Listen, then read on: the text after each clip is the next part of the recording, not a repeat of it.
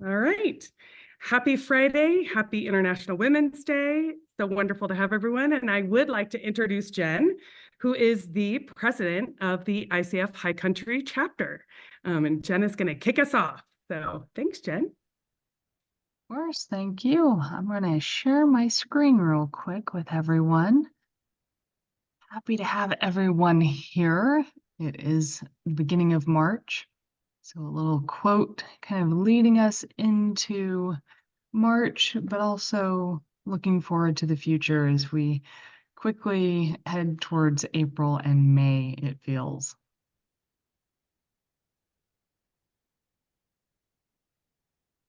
So, as Carrie mentioned earlier, we've got those monthly Coaches Connects that are happening the first Wednesday of the month at noon in Mountain Time.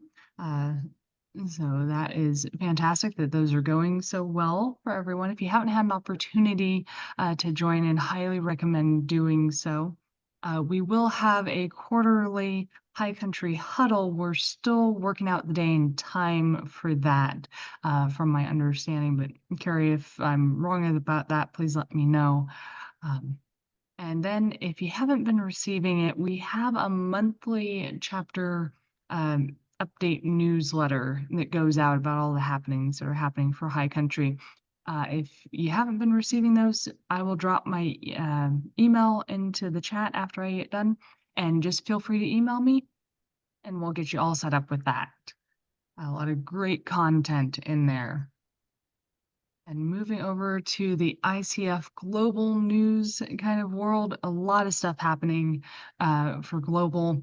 They are doing another run of their credentialing series. Our newsletter is one of those spots to find that information. You'll probably see that in April's newsletter. Great way to get involved with Global is through their communities of practice, and those communities of practice have a lot of great additional events, and they do offer continual education credits for those. So, Converge is on demand as far as its recordings. Got a ton of information about DEIB and how Global is participating in that. And all of these are hyperlinks. I'm going to drop this PowerPoint also into the chat. So if you're curious to learn more, all you have to do is click on the link itself. They are also in the process their business development series, which they only do every so few years. They're doing it this year, and it either has just kicked off or is about to kick off. And in addition, Coaching Impact Award nominations are now open. If you're wanting to nominate someone for that. Also applying for the ICF Professional Coaches Nominating Committee is open. And then we've got a great kind of partnership happening with the Climate Coaching Alliance Community Festival, and that is underway. So I'm going to kick it back over to Carrie so she can introduce our fabulous speaker for today. Thank you, everyone. Thanks, Jen. There's a lot going on from ICF Global. So it looks like a lot for us to look at in the newsletter. Thank you. I've got one more thing. I want to plant a seed with everyone here. We are fastly approaching where you will be seeing an email come out that's asking for your vote in our board membership. You'll probably see that April, May. We always love to hear from our chapter and want you to have a voice in who is serving you as board members. So keep an eye out for that email. Thank you. Awesome. Thanks, Jen. And we'll also be sharing with everyone via newsletter and in our programs that Coaching Week is coming up in May, and it'll get here before you know it. We've got some exciting things planned for that week, including a couple speakers Marsha Reynolds, the author of Coach the Person, Not the Problem, will come and join us, and Jen Marr, a wellness coach. So we'll have some things going on that week, as well as opportunities for you to give time in pro bono coaching if you might be interested in a way as a way to support. So would love chapter engagement. We'll keep you posted in ways that you can support that if you're interested. So let's turn it over to our speaker today. It is such a pleasure to have Mary Beth Beaulieu. How did I do with the last name? Perfect. Yes. We have Mary Beth Beaulieu. She is a seasoned professional with over 30 years in the corporate financial sector, complemented by her experiences as a volunteer, entrepreneur, and coach. She excels in empowering leaders and teams across various industries, leveraging her diverse background to offer insightful and practical guidance. She is a gifted storyteller. She combines facts with courage and wit in her speaking engagements. I can't wait for that. Focusing on personal and professional growth beyond work roles. Mary Beth is a professional certified coach, a PCC. She is certified in organization and relationship systems coaching. She's a Dare to Lead facilitator and does other various assessments like emotional intelligence. Today, we're going to be diving into the world of daring to belong. So part of that Dare to Lead experience that you bring to us, Mary Beth. We're so grateful to have you. So I'll turn it over to you. Thank you so much. And it really is an honor and a pleasure to be here with you all. I'll go ahead and share my screen. And so we are here today to talk about what does it mean to belong to ourselves. And let me see if I can kind of shift things around here so I can see what I'm doing. There we go. Okay, so what does it really mean to belong to ourselves? I can start by sharing what I'm positive it doesn't mean. It does not mean hanging up the phone after being asked to bring this topic to my esteemed ICF coaching colleagues and having a panic attack because there's no way I'm good enough to talk about belonging to this group of highly accomplished coaches. And it also doesn't mean allowing that negative self-talk to creep in every single time I sat down to put this talk together. It might mean that I've learned that when those thoughts intrude, that I need to take a couple deep breaths, check my self-talk, consciously connect with that logical brain that I have to keep reminding myself that I have, choose to let go of worry about what you all think of me, and focus on bringing meaningful content to you all. And I'm still a little bit of a mess here with I want to close this, but how? Oh, that worked. Okay, so I'm going to do my best today. And if I fall short or fail, at least I've failed while daring greatly, as Brené Brown quotes Theodore Roosevelt in Dare to Lead. I hope that by the end of our time here, we'll not only have gained a deeper understanding of what belonging means, but also some actionable insights that you can carry forward, both for yourself as well as for your clients. The first thing we'll do is define belonging. And as you know, it's really complex. Then we'll look at some of Brené Brown's work and a couple of tools that you may use with clients. So the journey today we'll talk about the 4 skill sets of courage. We'll look at guideposts for wholehearted living. We'll play with Braving Trust, an acronym. And I'll share with you what a self-compassion break looks like. We'll talk a little bit about showing up for clients. And depending upon the time, we'll either go into breakouts or we'll just have a larger group conversation. We're going to see how this goes. So, as you probably know, Brené Brown has a number of books out. Probably the least well-known book is Braving the Wilderness. And in this book, she tackles the quest for true belonging. So here are some quotes. Belonging is being a part of something bigger, but also having the courage to stand alone and to belong to yourself above all else. Fitting in is about assessing a situation and becoming who you need to be, who I need to be accepted. True belonging never asks us to change who we are. True belonging requires us to be who we are. And the real kicker, our sense of belonging can never be greater than our level of self-acceptance. Now, does anyone else feel as I do that that's a pretty high bar? So it's at this point that I usually have to remind myself that this is a journey. It doesn't happen overnight. And as a human being who judges myself and others, just because it's biological, I have to remind myself that I'm human. And as with any of our human journeys, particularly this one, which is important, we need to know where to start. So for these next few minutes, I'd like us to do some personal exploration. I'm going to read a list of 10 questions to help you think about what belonging means to you. I suggest you take a few notes. Just jot down whatever comes up for you.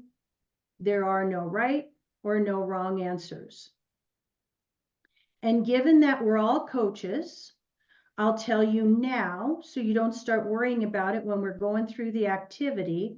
I'm going to give you these questions later, should you want to use them again as journal prompts or with clients. So just let go of that and stay with us. So now take a few deep breaths. Shake off anything else you might be thinking about. Turn off your phone. Close your door if you need to. Minimize distractions.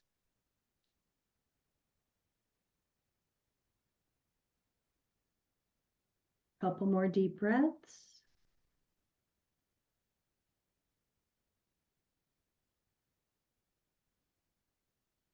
Now think about places or situations. Perhaps your workplace, groups you belong to, places you volunteer, neighbors, friend groups, professional associations, families, your family. Any situation where you interact with others. Where do you feel like you belong? Take some notes.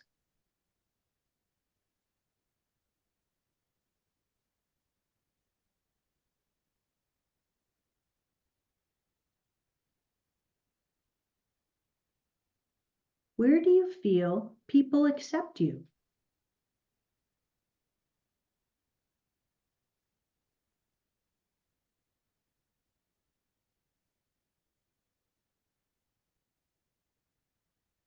Where do you feel like an outsider?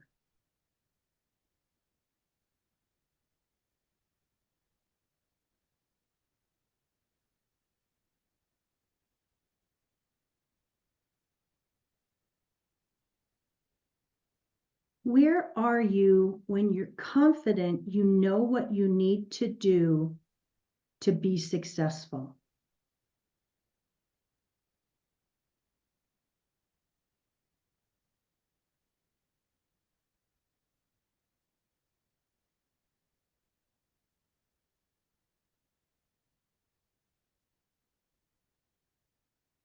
Where are people a lot like you?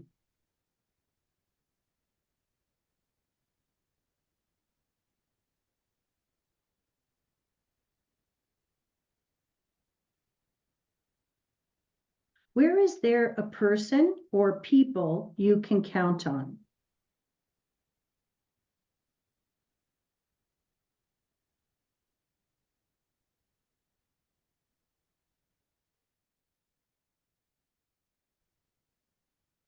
Where do you feel very different from other people?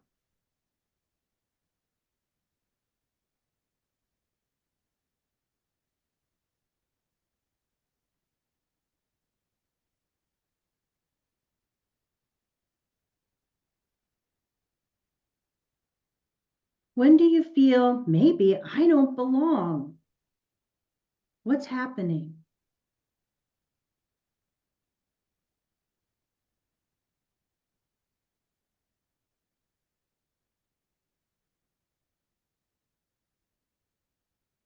When you feel I don't belong, where are you?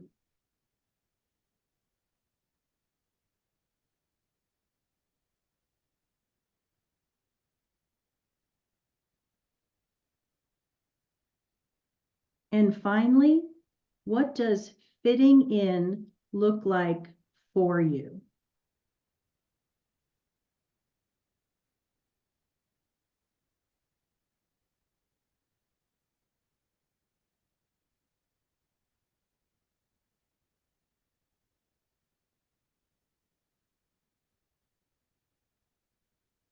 Look at what you've written.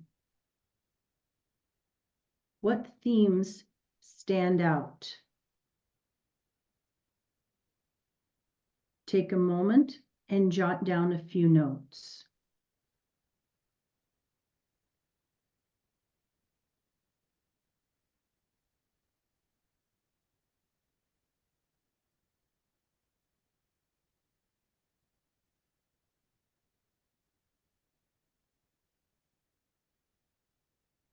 As we go through the upcoming content, keep in mind what you've written and see if or how what is shared here resonates or might be helpful to you.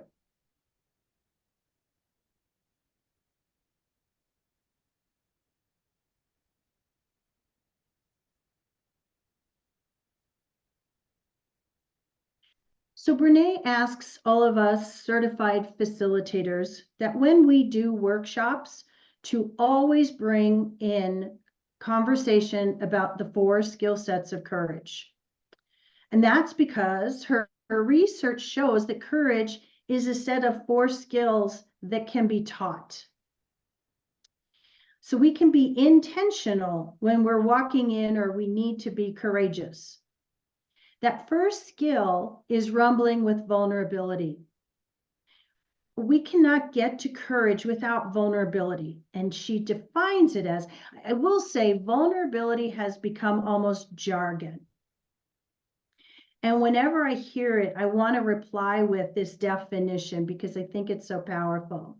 She defines it as showing up in uncertainty, being seen, which is that idea of emotional exposure, which I feel today, and living brave, which involves risks.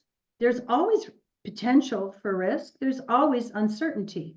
What I think we're not always so aware of is this idea of emotional exposure related to vulnerability. And she uses the word rumble intentionally. She uses it as a verb. It's about getting real and honest about what we are experiencing. So she calls for a rumble. So as you think about this, in what ways do these elements of vulnerability, uncertainty, risk, and emotional exposure play into your sense of belonging or not belonging?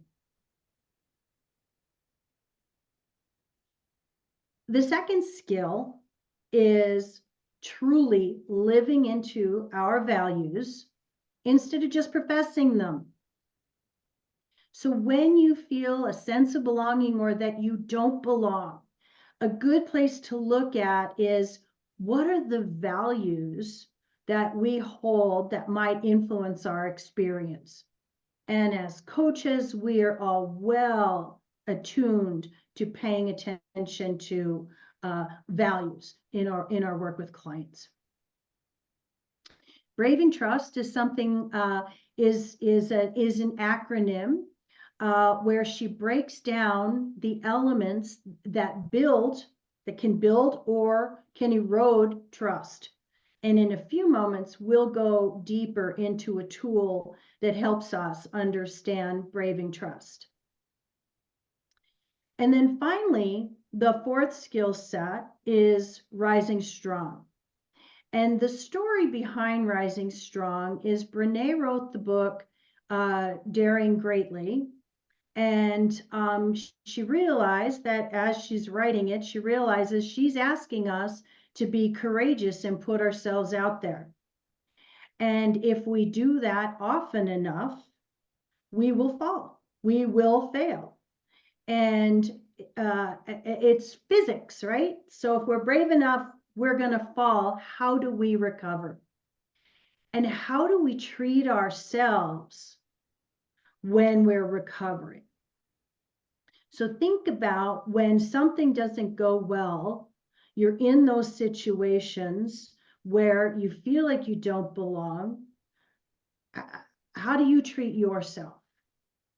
For me, I'm one of those people who comes home from a networking event, or I don't know, I don't go to cocktail parties very much anymore, but wherever I go, I come home and in the car, I have to remind myself, no, you didn't talk too much.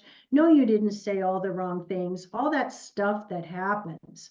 How do we treat ourselves after those experiences?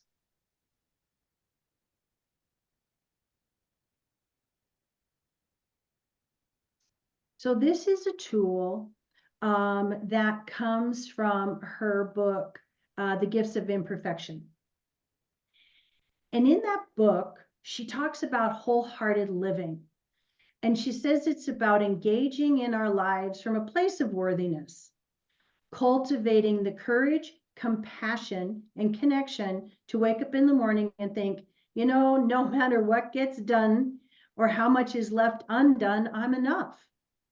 It's going to bed at night and thinking, yep, I am imperfect and vulnerable, and sometimes I'm afraid, but that doesn't change the truth that I'm worthy of love and belonging.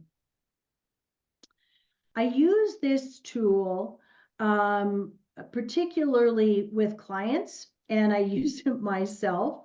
One way to get clear and honest with ourselves, to go deep and rumble with vulnerability, is to use a tool like this to identify some of the ways that we show up when we don't fully embrace who we are. This tool illustrates ways we disconnect from ourselves, from our sense of being worthy of belonging, and shows us what we might want to cultivate instead. It's a great tool for self-assessment. The one that particularly resonates for me, from both myself as well as for my clients, is that beautiful exhaustion as a status symbol and productivity as self-worth. Instead of cultivating gratitude and joy. The first thing I realized was when I read this book, it was at this time of my life that I had decided that drinking red wine in the evening was just a really good thing for me. And reading this book, I realized that that was an attempt to escape, calm down, and I was actually numbing my feelings. And it wasn't only about numbing uncomfortable feelings, it was also numbing positive feelings as well. So in that book, in that chapter of the book, I realized that it's what prompted me to just make a really tough decision to become trained in this work, to go deep and to really embrace this work. I also am reminded as I share that with you that the first time I read the book, I actually set it down at that chapter, for the chapter about numbing.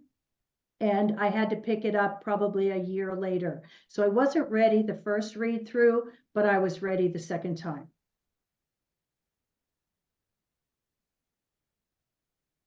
Another tool that we use in this work is the Braving Inventory.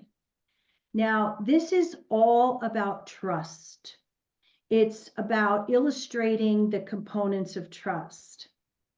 And when I think about this tool, it was such a great relief when I found it. I remember a time when I joined a new team and was not very well welcomed. And I didn't deal with that very well. And there was a lot of dysfunction in that particular team. It's part of why I'm so passionate about being a team coach today with ORSC. But anyway, they brought in a facilitator to kind of fix us. And the activity was to go around the room and share what we thought trust meant. What did it mean to trust someone? And I think there were about 8 people in the room, and the facilitator started on the opposite side of the room from me. So I would be the last one to go to share. And every single person in the room said something like, you do what you say you're going to do, and you do it when you say you're going to do it. And that was pretty much the definition that was generally agreed around the room.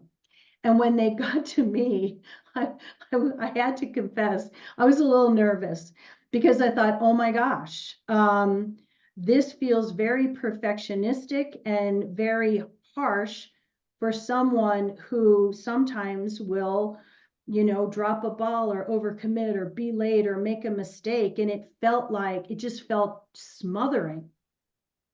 And I said, I'm afraid I'll never be trusted because I just don't know that I can always 100% live up to that standard. So when I found this Braving Inventory, I thought to myself, well, okay, this is why I'm not completely untrustworthy, because there are lots of elements about trust that I do exhibit and I strive for, including doing what I say I'm going to do when I say I'm going to do it.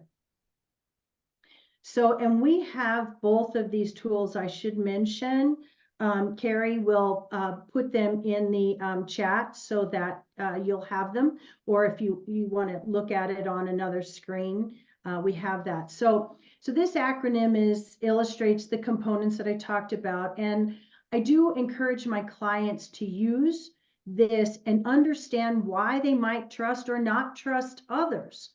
And if there's a breach of trust, this can be used as a diagnostic. What happened? And it can also be used, Brene talks about this in Braving the Wilderness. It can also be used to assess our own self-trust. So boundaries. For example, we could talk for 3 days about boundaries, I'm certain, as a group of coaches. She defines it simply, what is okay and what's not okay. Now, our question for ourselves is, do we respect our own boundaries? Are we willing to hold others accountable for respecting our boundaries? And when we do, how does holding those boundaries contribute to a sense of belonging? And when we don't, what is the impact to ourselves? So often when I find myself resentful and then getting angry and then perhaps, not being in alignment with my values and saying something that I wouldn't normally say if I hadn't gone through all the phases of resentment to anger and frustration, there's a boundary that's been crossed, and then I don't show up the way that I want to. So boundaries is huge. We can ask ourselves, were we, as I said earlier, reliable and accountable, not only to others, but to ourselves? Are we able to say no when we need to? My favorite illustrator, Mary Engelbright, has a new t-shirt that says no, period, and underneath, no is a complete sentence. You know, for those of us who love to help and be there for our clients and others, it can be really hard to say no. Integrity is this definition will just knock me down every time because it's so powerful. It's choosing courage over comfort, choosing what's right over what's fun, fast, or easy. Are we practicing our values instead of just professing them? And when does fitting in get in the way of belonging? So we're stepping into that vulnerable place of being our own authentic self. And then there's non-judgment and generosity. Are we giving ourselves the same generous, compassionate interpretation of our own behavior as we're offering to others? And are we asking for what we need? So this tool can be very helpful to us, for us to think also, how am I showing up for my clients? As well as ways clients can use it to assess trust in their relationships with others as well as themselves.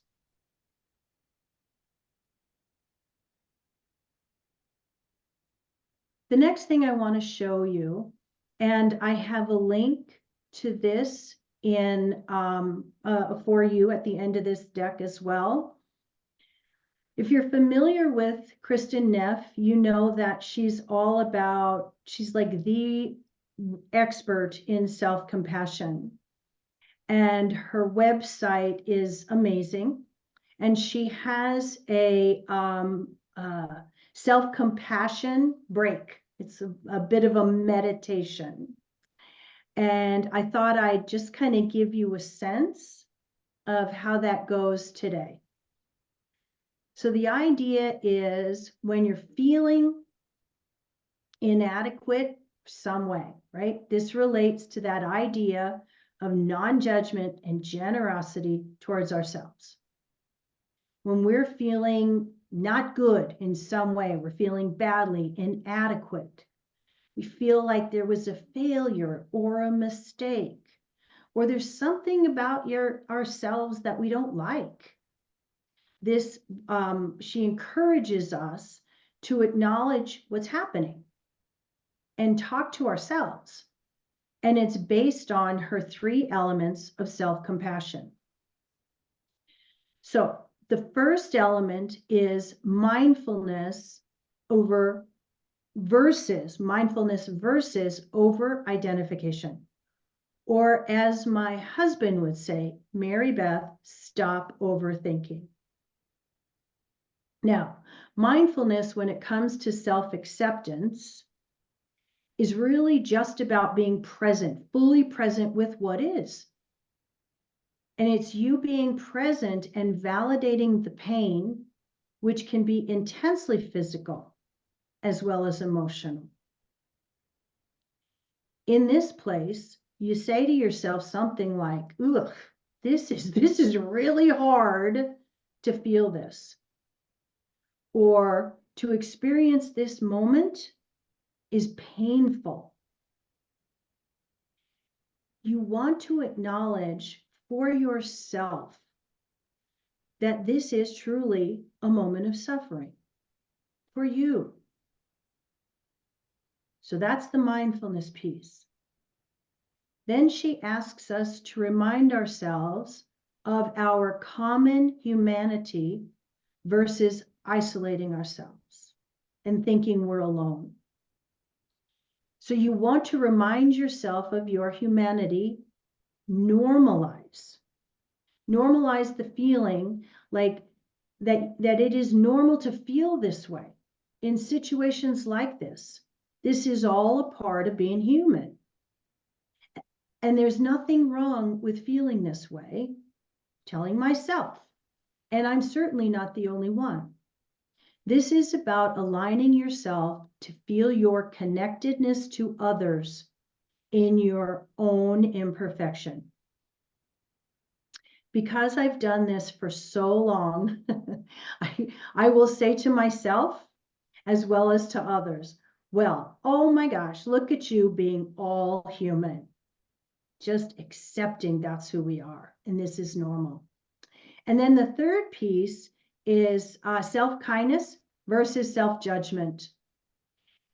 This can be hard, but bring in kindness for yourself. And one way to do that is with physical touch. She suggests putting your hands on your heart or cradling your face with your hands. Join me in this. Feel the warmth of your hands and say, actually, my face is warmer than my hands right now as I do this. And say something kind to yourself, which is exactly what you need to hear when you're feeling this way. Maybe it's a message of acceptance. It's okay to be imperfect. And if you aren't sure what to say, just imagine, what would you say to a dear friend in a very similar situation? We know these things. Do we practice them? What words of care and comfort would you use to help your friend? Try saying something similar to yourself. And I mentioned that I have placed her link at the end of the deck. So let's see, I'm going to stop sharing my screen. Hi, everybody. Zach, are you still having your hands over your heart? Is that what that was? Love that. The other day I did this online and hearts came out, but I don't think it happened on Zoom. I think it happened somewhere else. I'm kind of bummed it's not working now. So we have a relatively small group today, which I'm really excited about because that's where we can connect. So the question that I have for you all, and you can either put it in the chat or raise your hand. So what does belonging mean to you?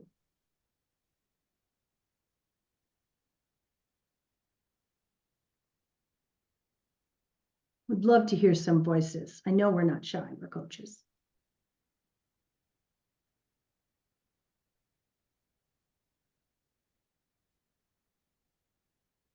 Well, for me, I guess it definitely means I have to belong to myself first, because for years and years and years, I belonged to various groups and felt completely disconnected. And then at some point, I just decided, okay, what the heck? Well, I had to decide. A couple of things happened, but in the end, I just said, oh, I belong to me. And suddenly now I can choose the people I want to belong to, and it's much more comfortable. There's actually very few of them because I'm not a super social person, but it's just once I've accepted myself for who I was, it was much easier for me to accept that other people might accept me for who I am. Mhm. Except there were a lot of accepts in there. But It's beautiful. Thank you.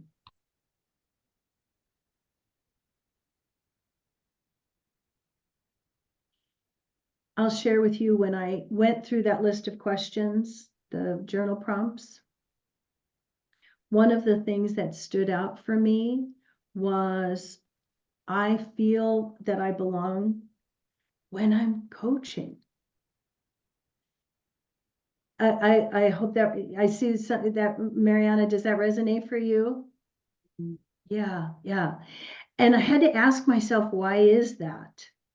And because it's something that I've been aware of, but I didn't really have language for. And it was, because I always knew that I could go into a zone that was completely, fully present when I was coaching. And I think that's one of the places where I just am able to fully let go of concern about how I am showing up in relation to whoever I'm with. Yeah. Kyla, you're nodding. Yeah. What would you share?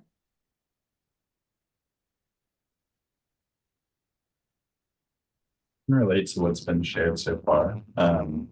Yeah, I think acceptance is a big part of that sense of belonging. I agree. When coaching a client, it's really easy to get into the present moment and just be in a flow, being present for them, observing what's coming up, not being so concerned about yourself. Mhm. Yeah. Yeah, thank you. Mariana, would you have something to add? I typed it in the chat, but just acceptance for all of me, including flaws. That's when I feel like I most belong. And then I have to say, I'm primarily an ADHD coach and I have ADHD. And so being in neurodivergent spaces, oh my goodness, going to the ADHD conference in the fall was just magic. I was on a high because that sense of belonging was so strong. So Yes. being in those spaces for me, including with my clients, right, when I'm coaching is really powerful. Yeah, with our peeps, we know where we are. Yeah. Dina put in feeling confident in my place, being authentically me. You're only free when you realize you belong no place. You belong every place, no place at all. The price is high. The reward is great. Maya Angelou. Thank you for sharing that, Dina. Yeah, I think that's the quote that Brene said really pissed her off because she couldn't quite get her arms around it, right? Right. And the other thing about Brene that I think is so endearing to us all is her willingness to say that she writes the books that she needs to read. For me, putting together this topic was something that I needed to get better grounded in. So it was a gift to me to pull this together. How do you know when you don't belong?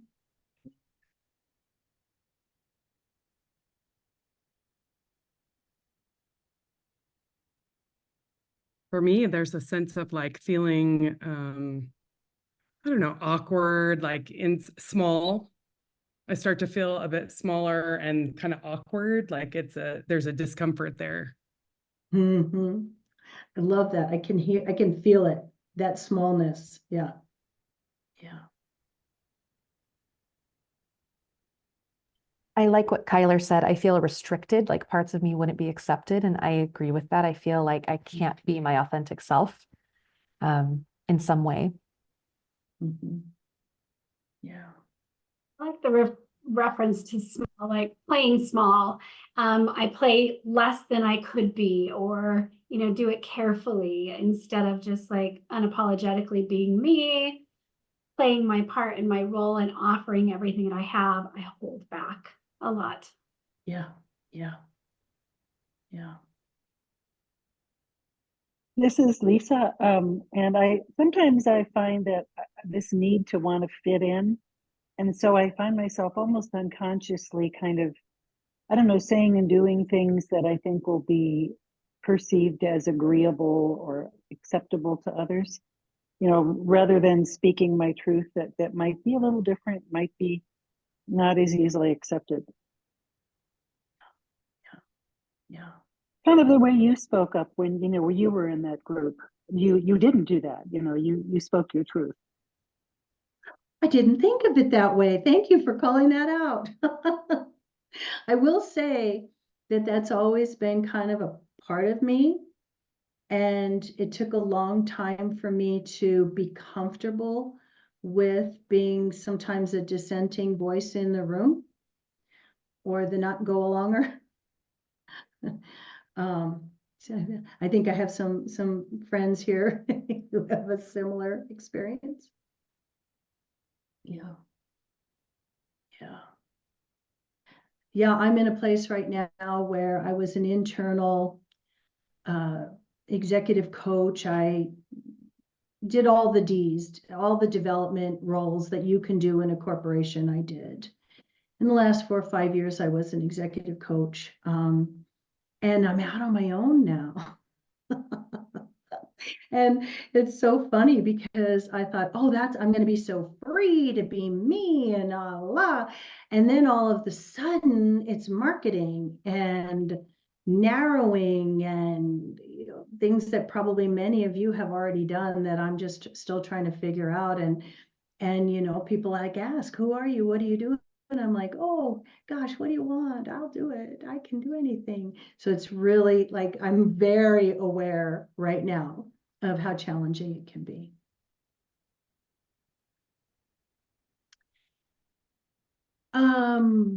Let's see, I think we talked about the coach piece or the client piece. Curious, the tools I shared, valuable? Do you see yourself potentially using those with clients?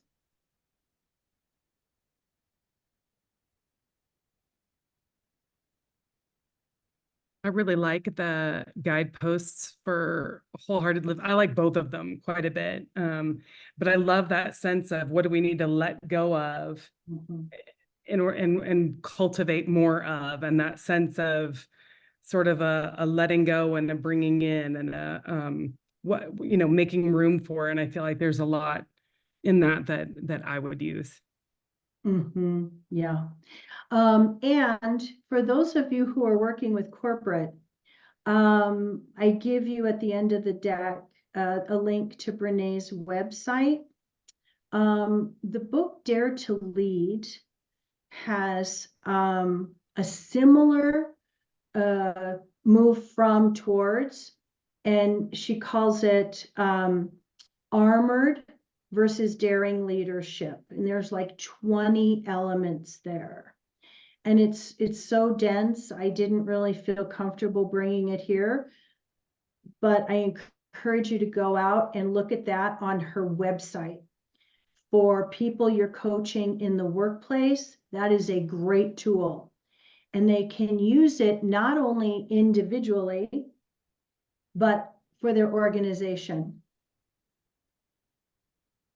They can look at, what they want to, what does armored leadership look like? Gossiping, back channeling, perfectionism, power over kinds of things. And then the alternatives that you can move towards.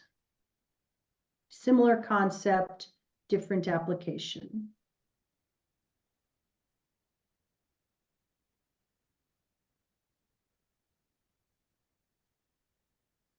Are there any questions?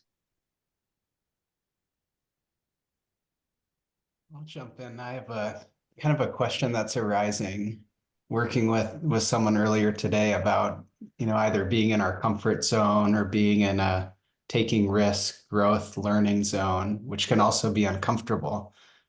And so I'm struggling with kind of this tension between, part of the piece of belonging. I'm thinking more belonging with others, maybe, but that might apply to ourselves too. Some of this is we want comfort, right? Where there's a belongingness of like, I feel safe here and seen or accepted. But also there's also a growth part of not always being in comfortable spaces. So I'm curious if there's a tension point there, or what if it's kind of when working with our clients, I don't know if we would always want to encourage a comfortable space, but there may be a distinction. Comfortable space is different than a belonging space. Any thoughts on that? Just leaving me thinking about that. I love that question. I have some ideas, but I'm really curious what anybody else what y'all would say to that before I jump in. The thing that jumped to mind immediately for me was imposter syndrome, where you never feel like you belong, and that's where you have to go. So, if you want to overcome the imposter syndrome. So I think it's really, really important to have spaces where you belong, where, somebody can cheer you on, so then you can go into those uncomfortable places. But I don't think you can not be uncomfortable and still, develop. Yeah, good points, Jenny. Yeah. It makes me think a little bit about the 4 levels of psychological safety, right? And that we need to feel included and seen and valued and like we're contributing.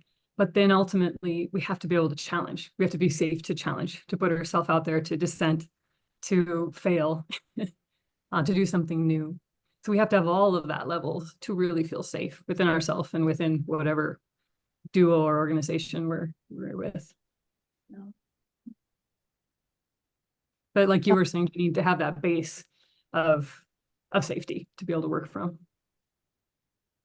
Just piggybacking off of Amber, like absolutely. I feel like for me, at least when I get into a place where I'm feeling that belonging and I'm feeling that comfort, that's when I feel like, okay, now I'm safe and I can take that next step or rise to that next challenge. But I don't feel that way necessarily if I don't have that anchor. Mhm. Yeah. I think part of it too is I go back to that idea of vulnerability and what's holding us back. And is it, uncertainty about what does the growth mean for me? Am I going to be revealed in a way that I'm uncomfortable with, right? The belonging piece. So there's to explore some of those things as well. Yeah, I think part of why this work is so challenging is because, I mean, look at the environment that we're living in today. It's so polarized and so, so like if you belong here, you can't possibly belong over there. How do we bring it together? I have no answer for that, by the way. If you do, help me.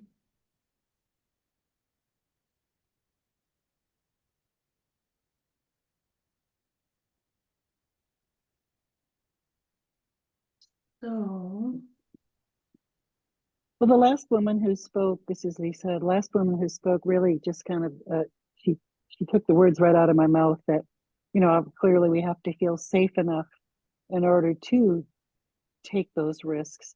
And to me, that's all about that first pillar of coaching, is creating that container.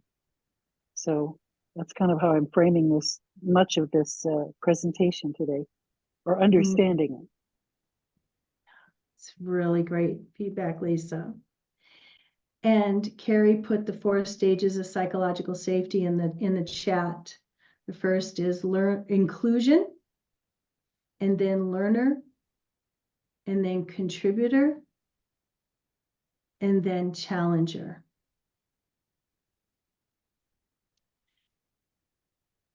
And there's some. I was just curious if if you have found sort of unique situations or maybe kind of out of the box examples of how you've used some of these tools, like the braving or the guideposts that you've used or found to be really helpful with clients, maybe things that we're not even thinking about. Yeah. Oh my gosh, out of the box. I wouldn't say it's out of the box, but I would say it's kind of gotten into my DNA, if that makes sense. I start to like right away, didn't that just sound like I'm super smart, what I just did? But I sort of very quickly start to, and this is dangerous, so just know I know that too. But I start going into like Zach says, like, what are the questions that you ask? How do you start to uncover? And I find that this work, as well as other models that we use, but I'll stay with this one, it gives me the ability to kind of go in with questions like, this sounds like a trust issue. Let's talk about trust. Or this sounds like a boundaries issue, or this sounds like a courage issue. So I would say it's just that I have this, I'm trying to think of a good example. I will tell you this. Anybody who knows me, they hear anything about Brene Brown, they're pinging me because they know how much this has informed my life and my work. I'm always at risk because I don't want anybody to think this is the only, model or way that I show up with people, but it is so powerful. Yeah, I wish I could come up with a really good example, but my clients, we use the models and I reinforce the models. I think that's important too, right? If you bring something to, when I bring something to my clients, I try to go back to it because you don't get it the first time you start really thinking about a different way of being. That's where the tools are nice to have.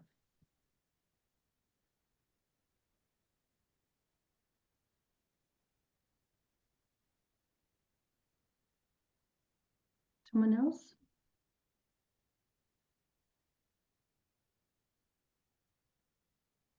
Well, I will show you one more thing. I have, let's see, share screen. So I collected a couple of resources for you because I was so insecure about putting this together for you all. I was doing a lot of Googling. And there's a ton of information out there on this topic. But the thing that really stood out to me is this book by Jeffrey Cohen. I don't know if any of you have heard of it, but it's just called Belonging, and it's excellent and it's science-based. Lots of really, really powerful information. He starts out by saying that, the part of the crisis in the country, part of the mental health crisis in the country is driven by a lack of belonging. So he hits us right at the beginning of the book with that. I give you the link to Kristen Neff's page, Brené's website. If you're interested in becoming Dare to Lead trained, email me and I'll tell you all about that. I can help you with that if you're interested. It's kind of cool. You get your badge and you go a little bit deeper into the work. And I told you that I would give you the journal prompts for belonging. So those are all on this slide. So super helpful. Yeah. Thanks, Merida. Yeah. And we'll definitely share the slides to everyone, along with hopefully you were able to download them from the chat. But if you have any trouble or you're looking for those resources again, please don't hesitate to reach out to me, but we'll send those. So make sure everybody has a copy of them. Any more questions for Mary Beth? All right. Well, Mary Beth, we sure love having you here and love being introduced to this, the belonging, the braving framework. The conversation I think is so important. As you said, there's a lot of things happening in our world today, and being able to find where our authentic self and being able to stand in the space of being our authentic self, regardless of what's happening around us, is probably work all of us do. I know I do it. So I'm very appreciative of having you here and leading us through this today. So thank you. Well, thank you. Yeah, so I just want to let everyone know you're going to get a survey as always at the end. You'll get an emailed survey. It's when you fill out that survey is when you get the certification or the notification that you've received your CEUs, help me out, anybody, CEUs? CEUs. I don't know, I always want to say CCEs, but the CEUs. And so please make sure you fill out that survey because that is what ensures that you'll get those CEUs. And as I mentioned at the beginning, keep an eye out because Coaching Week does come up. The week of May starts, it's May 13th. And so we're going to be coming up with things that we can do as a chapter and ways in which we can really introduce potential clients and organizations and others to the world of coaching and the value that it brings. Along with, as I mentioned, we'll have a couple guest speakers that week, Marsha Reynolds and Jen Marr. And there'll be opportunities for you to get involved. We're looking not only us as a chapter board, but also for all of our chapter members, ways in which you can engage in the conversation, whether it's through offering your coaching time pro bono or spreading awareness on social media around the value and the benefits of coaching. Really find that the more people who experience it, I hope you all feel this way as coaches, but the more people who experience it, they see the benefits in their own personal life, and it is something that brings such value. So would love to have you all get involved. So please keep an eye out for that. And with that said, I hope you all have a wonderful, wonderful weekend. So happy Friday, happy International Women's Day. Thank you again, Mary Beth. So appreciate having you here today. Thank you. Bye-bye. Thank you. Thank you. Thank you so much. Everyone. Bye.